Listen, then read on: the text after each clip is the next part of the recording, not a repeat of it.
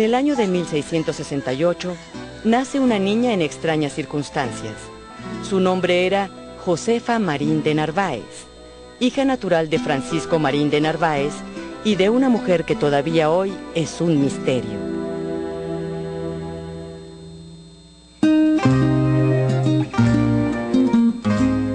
La niña fue reconocida por su acaudalado padre a través de un testamento donde le dejó una buena porción de sus bienes. Fue criada por algunos familiares, ya que su padre se fue del país sin conocerla. Por las formas ocultas en que se manejó ese nacimiento, se despierta la sospecha de que la madre fuese de raza negra o india, lo que para la época representaba una afrenta para las familias blancas. Con los años, Josefa se convertiría en la bisabuela del Libertador por la línea paterna. ¿Es posible que la bisabuela del Libertador tuviese sangre mestiza? ¿Es posible que nuestro Libertador fuese mestizo y se trató de ocultar por los prejuicios de la época? Simón Bolívar fue un hombre único y avasallante. Algunos de los hombres que lo conocieron, fascinados por su personalidad y carácter, dejaron por escrito detalladas descripciones de su físico.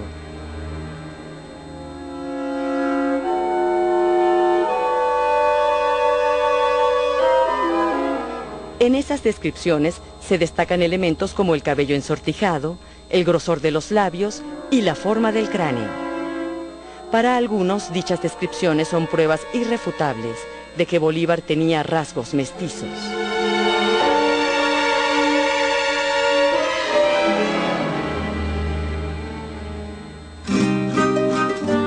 Gracias a una vida llena de glorias, el Libertador fue inmortalizado en numerosas representaciones pictóricas.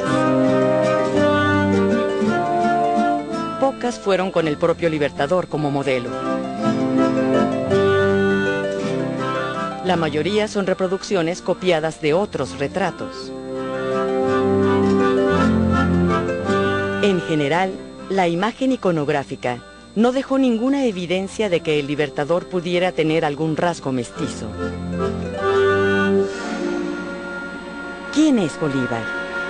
¿Cómo era realmente? ¿Cómo era su rostro? Es muy importante esta imagen visual porque en parte te permite no solamente encarnar las palabras de ese personaje, sino que a través de la imagen visual uno trata como de penetrar más allá, de poder vislumbrar cómo era su alma, su pensamiento, su fuerza de voluntad y hacerse hasta hipótesis sobre cuáles serían los resortes que movían sus acciones, ¿no? Por eso se tiende siempre a tener un retrato de la persona. El retratismo, como quien dice, el concepto puro de retrato es lo que busca, que más que el parecido a la personalidad interna del personaje. El parecido, todo que conocemos a alguien, es fácil para nosotros reconocer en los rasgos de una nariz, unos ojos, un personaje conocido, familiar, un amigo, etc. Pero el representar el parecido al alma o a la psicología del personaje siempre es una cosa que necesita del retratista una experiencia y una práctica que no es común. Ahí el afán de llevar a una obra la figura verdadera del retratado, pero hay también la factura artística. Afortunadamente del Libertador existen probablemente más que retratos pintados, muchos retratos escritos. Porque siempre hubo personajes a su alrededor que se asumieron como tarea histórica, que estaban conscientes del papel histórico que estaban jugando, acompañando al Libertador, que asumieron entonces la tarea de dejar plasmado una descripción física del Libertador. Casi todos esos testimonios tienen algo muy particular que resaltan ciertos aspectos físicos de Bolívar, ¿no? Siempre hablan de su mirada, de sus ojos negros, penetrantes y muy vivaces, ¿no? La frente alta y ancha, la nariz perfilada, la cuenca de los ojos profundos, el labio inferior un poco más saliente que el superior, el labio superior delgado, de rasgos muy finos, nariz puntiaguda, una frente muy amplia, esa gran cabellera que tuvo, de pelo negro rizado. Después empiezan a aparecer las canas y lo sabemos por todas estas descripciones. Esos son elementos del rostro de Bolívar que se repiten porque son como muy determinantes. Durante gran parte de su periodo activo en la guerra, usa bigotes y las largas patillas que todos siempre le atribuimos a los próceres de la independencia. Y esto de los bigotes además hace que su rostro sea más afilado, más guerrero, más marcial, ¿no? Sabemos que casi al año 25, por ahí es que se afeitó, pues se quitó los bigotes y lo que hacía entonces su rostro más delgado, más afinado, quizás hacía que otra vez la atención se fijara en sus ojos. Luego de ese momento ya el Libertador es retratado sin bigote y esa es la imagen que hemos heredado hasta el presente del rostro del Libertador, un Libertador sin aquel bigote que le da un aspecto más fiero, más militar. Gil de Castro, ¿verdad?, es uno de los pintores latinoamericanos que más retrató al Libertador. Lo retrató en vida y lo retrató muchísimas veces después de muerto, guiándose por los retratos que le había hecho. Creo que es el único pintor sobre el cual existe una carta de puño y letra del Libertador, del cual elogia su obra y además se utiliza como referencia a la frase de que es retrato mío hecho con la mayor exactitud y semejanza. Ese es un cuadro que satisfizo mucho al Libertador por el parecido logrado por el artista. Tanto fue así que en una carta que le envía a María Antonia, su hermana, junto con el cuadro, él habla de eso. Su retrato ha sido una imagen también interpretada por muchos artistas posterior a la muerte del Libertador. Ha sido uno de los íconos que se ha utilizado para que otros artistas recreen la imagen del Libertador. La maravilla es que tenemos esos testimonios, pero siempre nos quedaba la duda de cómo realmente fue, porque si eso lo cruzamos con los retratos que sabemos que se le hicieron en vivo, o sea, estando vivo, que el Libertador posó y lo pintaron, son muy pocos los retratos que sabemos que se le hicieron, varios pintores, 3, 4, no debe llegar a 5 las personas que lo pintaron directamente. Por tanto, siempre queda esa duda de que no sabemos cómo era realmente.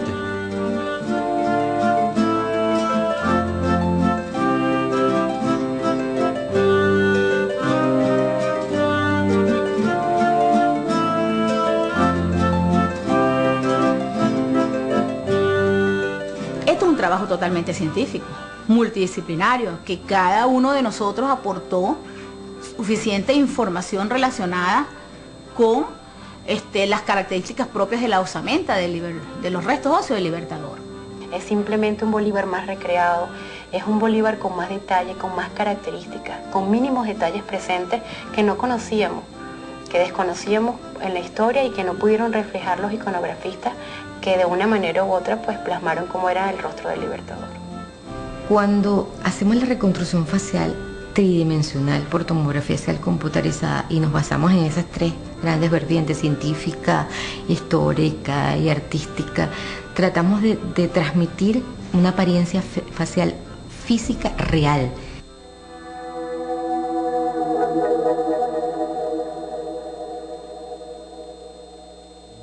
Cuando realizamos la tomografía, uno de los hallazgos más importantes y tal vez más emocionantes que sentí fue, mira, tiene la nariz desviada. La nariz desviada se llama septundesviación nasal. Puede ser bien sea hacia la derecha, es destroconvexa, y bien sea a la izquierda, es levoconvexa.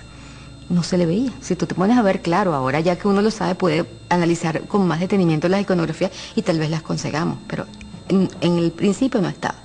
Había una excrescencia ósea, como por aquí en la barbilla, en la porción inferior de la barbilla, en angular, que estaba allí y la pudimos ver en la tomografía. Hoy en día, cuando vamos a ver ahora las iconografías, vemos que sí, que había como una especie de bultiquito allí, bulto, que tenía él, que podría corresponder a la excrescencia ósea que pudimos observar. Que era un hombre de un temperamento muy fuerte, Cuando tú ves en ese desgaste tan pronunciado los dientes, que en aquella época no sé cómo se le llamaba, ahorita le llamamos bruxismo, hay mucha gente en esta época que es bruxómana por estrés, por angustia, por nervio, cuando tienes, ¿entiendes? Miles de cosas que hacer y pues lo demuestras en la noche o en el simple día, el hecho de frotar dientes contra dientes. En él se veía muchísimo esta característica y pues, y por todas estas medidas que te dije y estas asimetrías que había, pues tú te logras dar cuenta que era un hombre de un temperamento muy fuerte. Es que tú lo vuelves a la vida. Ese es el fondo. ¿Sabes? Desde hace mucho tiempo había un antropólogo forense, Wilton Marion Croman, que decía, los huesos hablan, basta con saber interpretarlo.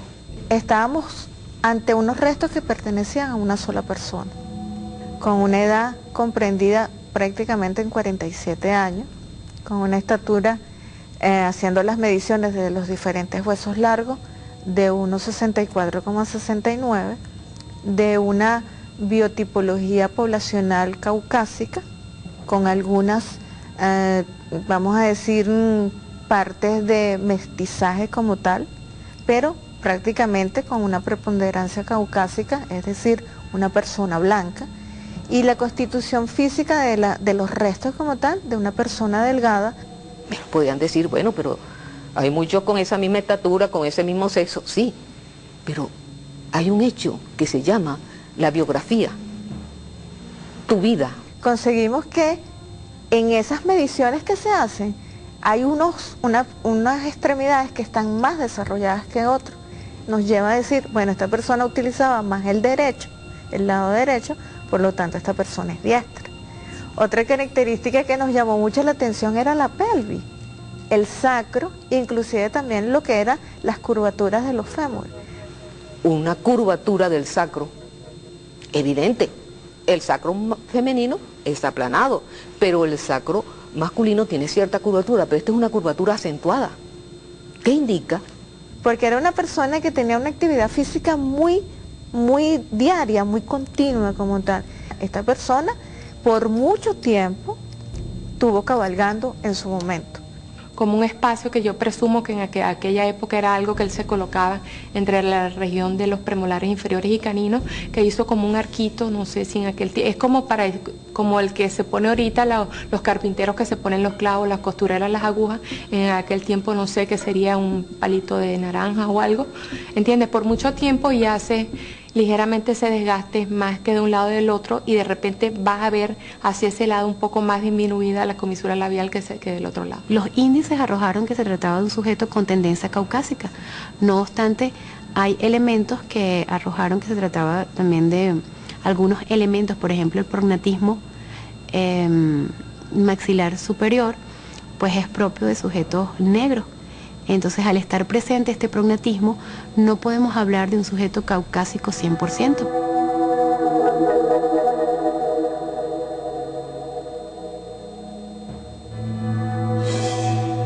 Los demás métodos solamente permiten ver o permiten obtener imágenes de superficie y no permiten ver en profundidad. Y de hecho, la tomografía axial computarizada es el método de reconstrucción más fiable que cualquier otro conocido actualmente, ¿no?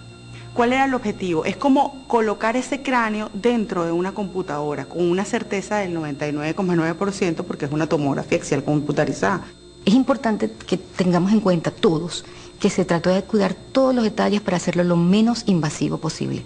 En primer momento lo que nos interesaba es no dañar esos restos tan valiosos. Buscamos a alguien que pudiera de una manera u otra unir o unificar cada uno de los criterios de las diferentes disciplinas. Acuérdate que una reconstrucción facial no es propia de una especialidad. En el rostro intervienen otras especialidades como la parte radiológica, que fue la que aportó, por así decirlo, el esqueleto, el armazón de lo que es la reconstrucción, pues permitió captar de una manera digitalizada la estructura craneal del libertador. Lo que es ciencia porque es verificable, es visible y es repetible. Desde estos tres puntos de vista es completamente ciencia. Cualquiera que lo quiera volver a hacer, cualquiera que lo quiera ver y lo quiera repetir, pues con cierto margen de error lo va a tener igual. Dentro de todas las gamas de iconografías que se tienen de Bolívar, se tomó en cuenta la iconografía de Gil de Castro porque tiene todo un estudio de cada uno de los segmentos anatómicos es uno de las iconografías que desde el punto de vista histórico pues mejor reflejan las características. Ahorita que se comparó no solamente la imagen, sino toda la información descrita de otros autores. El Philippe Frot es un artista, un paleoartista en reconstrucción 3D de tipo forense del Parc Audiovisual de Cataluña en Barcelona, España. Él tiene gran experiencia en la realización de estas reconstrucciones faciales con tomografía axial computarizada y tiene grandes estudios y competencia en lo que es los software. Mi aporte fue primeramente darle toda la base de datos métrica del levantamiento de las medidas del cráneo y de la mandíbula del libertador, y luego a través de una serie de aplicaciones matemáticas, de algoritmos, poder aportar también los grosores de tejidos blandos de las diferentes regiones del cuerpo para poder plasmar cómo realmente podía ser la imagen del libertador. Entonces, odontología más que todo a partir de la base de la nariz, de la ala, de la ala de la nariz, donde el ala de la nariz nunca debe sobrepasar la eminencia canina. Entonces, a partir de ese momento y hacia abajo, lo que es la parte del mentón, está la parte de lo que decimos en sí el trabajo del odontólogo forense con Philippe. Las enfermedades de los seres humanos marcan el rostro de las personas, el color de la piel, el diámetro anteroposterior de los ojos, ¿no? Lo que es la parte de la odontometría, que es las mediciones de los dientes, lo que es el grosor, el espesor, la distancia, todo lo que es de la base de la nariz hacia el mentón, lo que te da como decir casi prácticamente que la mitad de la cara, de la base de la nariz hacia abajo, lo que te va a dar el grosor de los labios, donde se va a ubicar la comisura labial. Anatomía patológica obviamente colabora con el posicionamiento desde el punto de vista anatómico de todos los músculos del cráneo, craneofaciales, que te dan las características particulares del rostro y que van obviamente en concordancia con esas asimetrías óseas que tiene el rostro, ¿ok? Te da el color de la piel, porque evidentemente una persona que tiene un grado de deshidratación, cabalgatas de largas horas, mala alimentación, sumado a una enfermedad pulmonar que lo describe cada uno de los autores desde el punto de vista histórico.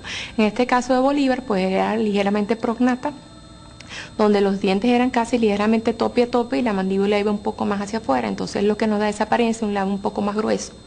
Si nos vamos al labio superior, nos tomamos lo que llamamos la fosita oral, que es esa fosita que ves aquí, que es una medición sencilla que tomas el punto más ancho del espesor del esmalte de los dientes centrales y te da la anchura de la fosa oral y lo que te da lo que llamamos el arco de Cupido, que es el arco que te bordea el borde bermejo del labio superior, te lo da esa distancia, que en un labio delgado es más suave y atenuado, en un labio más grueso es más pronunciado. Se ven esos ojos un poco más hundidos, con un diámetro anteroposterior más corto, ¿no? Y entonces te da una mirada a lo mejor más profunda, ¿no? Realmente el estudio interdisciplinario es el que pudo permitir el poder plasmar gráficamente la imagen del libertador. Un dato histórico que refrenda las descripciones que desde el punto de vista científico se están plasmando, y estas descripciones científicas a su vez corroboran esa información histórica, y el artista lo que ha hecho es simplemente, tomando en cuenta el dato histórico, tomando en cuenta todos estos estudios científicos, lo que hizo simplemente es plasmar con su arte la representación gráfica de esta información. El hecho de que hayamos hecho una reconstrucción facial no cambia absolutamente nada. Al contrario, yo creo que te emocionarías más de ver, no es lo mismo ver un papel plasmado con un lápiz que hiciera un retrato a ver una especie de fotografía en 3D y ver su textura, su piel, todas esas cosas que no fueron hechas subjetivamente, fueron hechas con relatos históricos, hechas según la base anatómica. Entonces ese es el Bolívar que nos vamos a conseguir, un Bolívar que sintamos como que está vivo todavía, que sigue vivo en nuestros corazones y que ojalá siga permaneciendo vivo con esa imagen para muchas generaciones. Generalmente los grandes países del mundo siempre están, tienen como orgullo poder reconstruir y sacar a sus próceres y hacerle su reconstrucción facial. ¿Por qué no nosotros? ¿Por qué no podemos estar nosotros, al avance de cualquier otro país del mundo, y quitarnos esa parte de que profanamos? Nunca se profana cuando se va con fines de dignificar y con fines de reconstruir, de hacer algo bueno. Eso nunca es profanar. Profanar tiene otras características que son totalmente diferentes a esto, pues. Entonces, Cuando ustedes tengan la oportunidad de ver el Bolívar que creamos para ustedes, pues ustedes se darán cuenta, y si van un poco más allá, pues que la muerte vence a quien quiere y no a quien puede.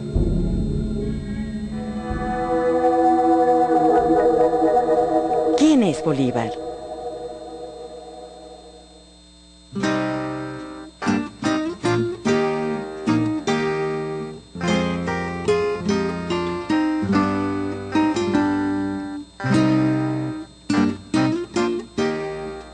Personaje de una influencia tremenda en toda Latinoamérica, que además, y aquí un poco toda la dificultad, está representado desde hace 200 años por un cuadro que todo el mundo conoce, que es el retrato de Gil de Castro, y que nos presiona un poquito, digamos, en el inconsciente visual del personaje. Bolívar es un icono histórico que todos los habitantes de Latinoamérica han visto en este retrato y tienen así definido en su inconsciente. Las doctoras venezolanas que estuvieron aquí realizaron con nosotros pues un trabajo, creo que muy completo.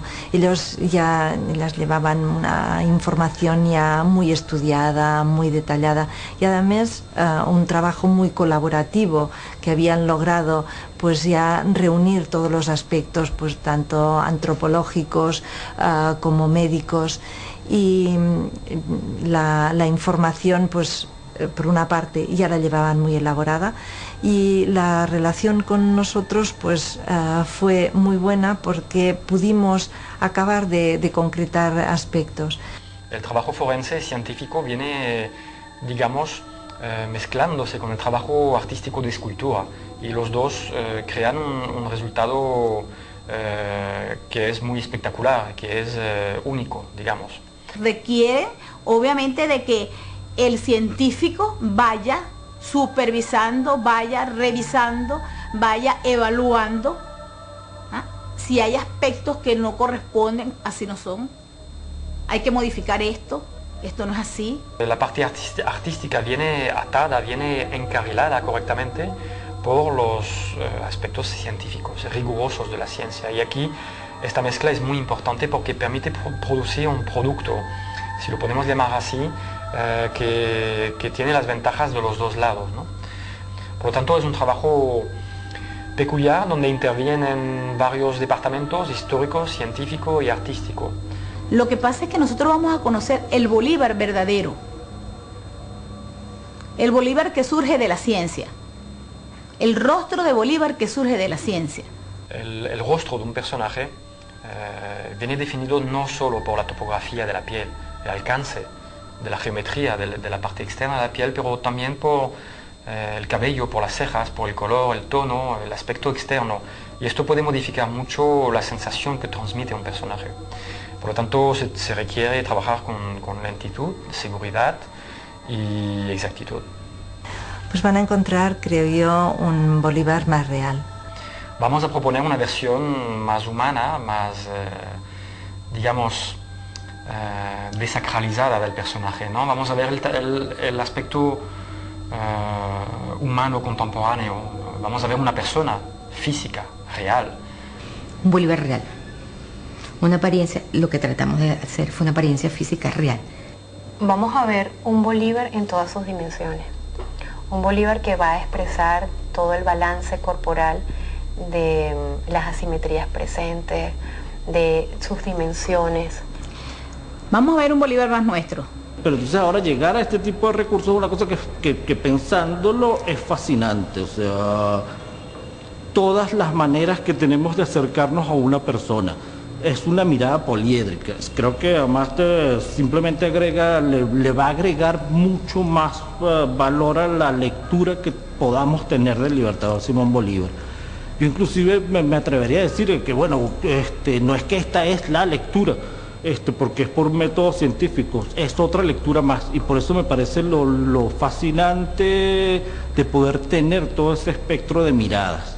Y eso fue lo que yo quise transmitir, un Bolívar que todos lo sintamos como parte, sintamos como que era humano, que existió, no que era plasmado en una pared, no que estaba un retrato, sino que existió, que lo podías tocar, que sufría y que tenía alegrías y tristezas como las tenemos todos.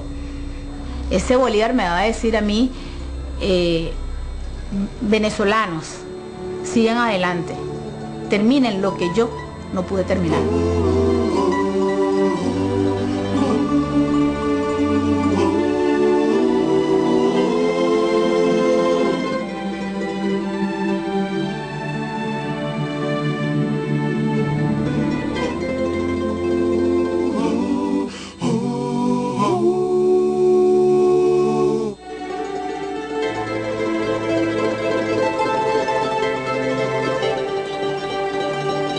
No solo fue el libertador de América, es de nosotros, o sea, nos pertenece. Y pues que lo hicimos con todo cariño para ustedes. Todo lo que era su obra, su vida, su lucha por obtener una patria libre y obtener una independencia de todo lo que era externo a nuestro país. Y eso me emocionó muchísimo el poder participar allí, el poder aportar algo y retribuirle a Bolívar parte de los sacrificios que él hizo por nosotros. Que el resultado para mí es indescriptible, la emoción que siento al verlo, y es indescriptible haber colocado ese granito de arena para poder que ojalá todos los venezolanos lo sientan así. Tenemos que entender que es después de haber realizado un trabajo científico. Si nosotros entendemos que fue sobre esa base, todos vamos a poder aceptar que la imagen que vamos a conocer es nuestro libertador. Lo considero casi como un compañero de viaje porque le voy viendo el rostro, su imagen desde hace un año. Desde que llegó nuestro presidente, o sea, ya la figura de Simón Bolívar no es alguien así que nada más se recuerda el 24 y el 17 de diciembre. El 24 de julio y el 17 de diciembre. No, esa es la única fecha, ya es algo continuo que siempre va a estar en la memoria y que siempre va a estar ahí, de modo de seguir el ejemplo que él siempre ha dado.